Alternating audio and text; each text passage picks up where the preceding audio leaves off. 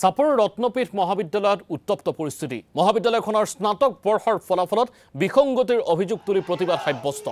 ৰাষ্ট্ৰীয় ঘাইপথ অৱৰোধ কৰি প্ৰতিবাদ সাব্যস্ত কৰে উত্তেজিত শিক্ষাৰ্থীসকলে। ফলাফল খেলিমেলিৰ বাবে গুৱাহাটী বিশ্ববিদ্যালয়ৰ বিৰুদ্ধে তীব্ৰ ক্ষোভ উজাৰি ছাত্ৰ একতা সভাৰ লগতে শিক্ষাৰ্থীসকলে বিভিন্ন শ্লোগানেৰে উত্তাল কৰি তোলে পৰিৱেশ।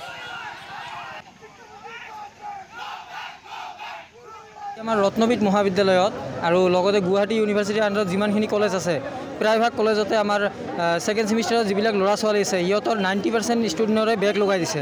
তো সেইখিনি ছাত্ৰৰ আগত আমি যেতিয়া বেগ উঠাইছিলোঁ 1200 টকা দি উঠাইছিলোঁ, এতিয়া 4060 টকা দি বেগ উঠাব লাগে। চৰকাৰে আমাক নিযুত মইনা আঁচনিৰ এটা কি দিছে, তাত আমি 1200 টকাকৈ ছাত্ৰীবিলাকক দিব, কিন্তু এতিয়া আমাৰ পৰা আকৌ থাৰ্ড ছেমিষ্টাৰৰ ফিফ্থ ছেমিষ্টাৰৰ ল'ৰা ছোৱালীৰ পৰা 4060 টকাকৈ উঠাই আছে।